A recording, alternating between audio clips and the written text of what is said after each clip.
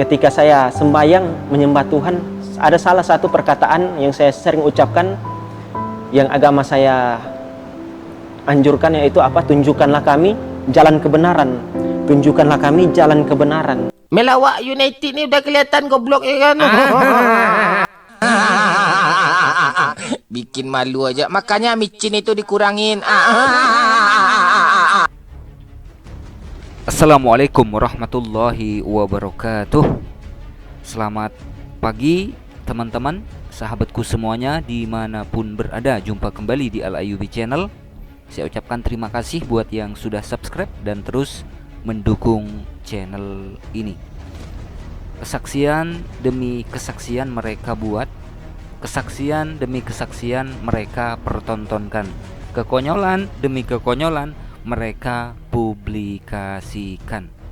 Teman-teman, di kesempatan kali ini kita akan menyimak kesaksian adik bocil ya. Rupanya mereka itu sedari bocil itu sudah dilatih agar supaya menyamar gitu ya. Salah satunya seperti di video ini teman-teman. Di video ini ada adik bocil yang mengaku-ngaku sebagai seorang murtadin. Tapi ya pastinya, ya pasti konyol, ya pastinya bikin malu, pastinya ya bla bla bla bla bla dan lain sebagainya. Kenapa ya mereka kok sering nyamar-nyamar? Kenapa ya mereka kok sering ngaku-ngaku? Kita langsung simak videonya, saudara-saudariku. Saudara-saudara, pada hari ini saya akan menyampaikan kesaksian saya bagaimana saya menerima Kristus sebagai Tuhan dan Juru Selamat saya. Nama saya Brian Jordi Adrianto Iba. Saya umur sekarang 19 tahun. Saya berasal, namanya saja sudah Brian ya.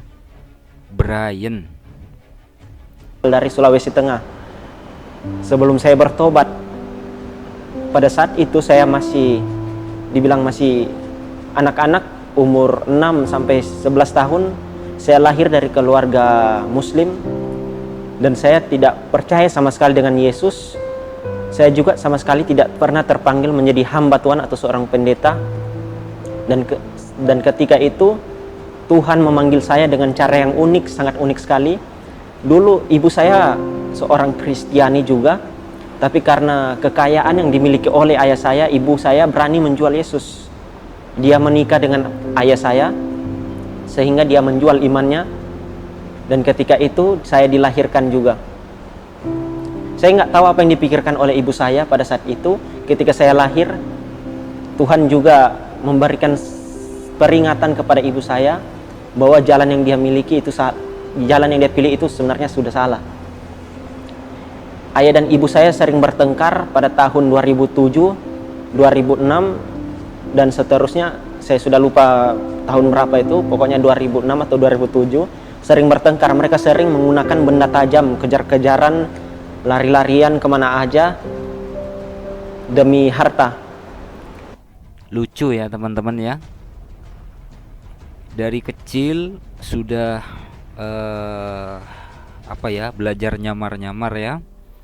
Dulu katanya ibunya adalah seorang Kristen, menikah dengan bapaknya ya, dengan bapaknya si bocil ini hanya gara-gara harta, menjual imannya sebagai seorang Kristiani. Di tengah perjalanan ya anak ini lahir, dan pada masa anak ini masih kecil, ibu dan bapaknya sering kejar-kejaran bawa senjata tajam katanya. Kayak film Warkop ya teman-teman ya. Kita lanjut ya.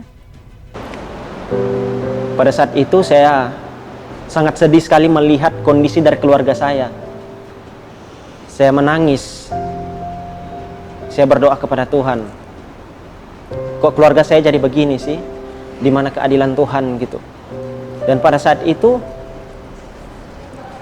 sering berjalannya waktu, saya mendapatkan sebuah ilham dan sebuah panggilan yang berasal dari Allah sendiri.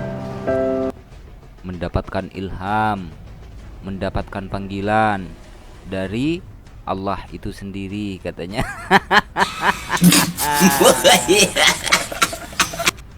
Kita lanjut ya.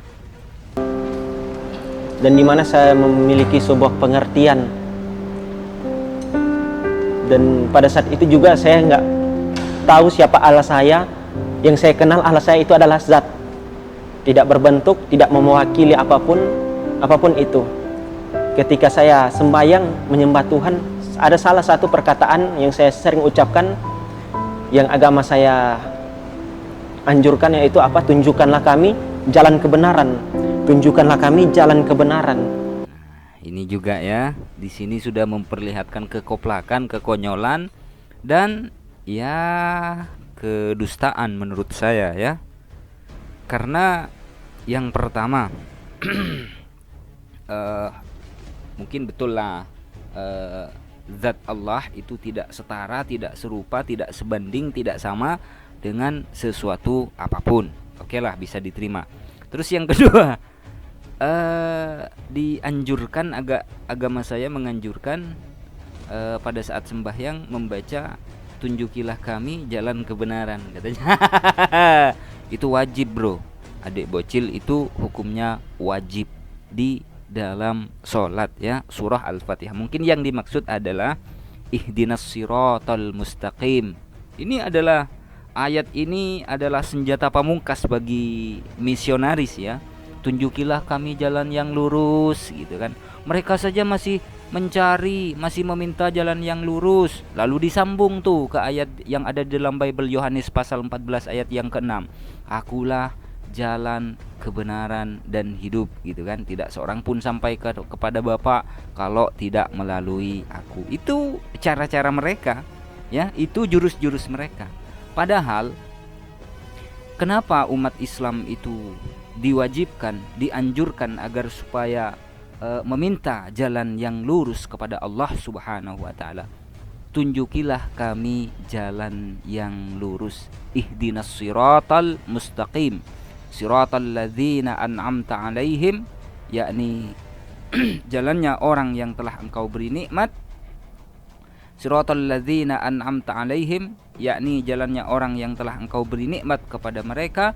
Ghairil maghdubi 'alaihim waladdallin, bukan jalannya orang yang engkau murkai dan bukan jalannya orang mereka yang sesat.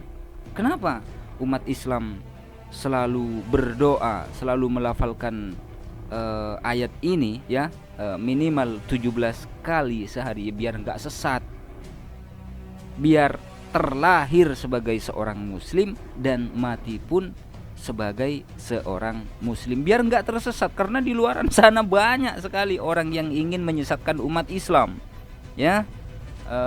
Salah satu contohnya ya seperti pengakuan di video ini ya. Baca ayatnya saja sudah salah. Kita lanjutkan teman-teman. Saya sudah mempercayai Tuhan, saya mempercayai Allah. Yang katanya saya mempercayai Allah pasti masuk surga. Tapi kok kenapa selalu ada kata tunjukkanlah kami jalan kebenaran? Itu menunjukkan bahwa kepastian masuk surga tidak pasti. Tapi saya kepastian masuk surga tidak pasti katanya. Ya Allah, Allah Subhanahu wa taala berfirman di surah Al-Baqarah ayat yang ke-25, wa basyiril ladzina amanu wa amilus solihati anna lahum jannatin tajri, ila akhir ayat ya. Dan kabarkanlah kabar gembira kepada orang-orang yang beriman dan beramal soleh bahwa disediakan surga kepada mereka yang di dalamnya mengalir sungai-sungai. Dan di surah Al-Hijr jelas-jelas ditegaskan ya, innal muttaqina fi jannati wa uyun, sungguhnya orang-orang yang takwa itu ya masuk surga, di dalam surga. Yang takwa itu apa sih? Takwa itu ya menjalankan perintah-perintah Allah dan menjauhi larangan-larangan Allah. Apa yang diperintahkan oleh Allah ya dikerjakan, apa yang dilarang oleh Allah ya dijauhi. Contoh, babi itu haram, jangan dimakan. Di perjanjian lama juga babi itu haram.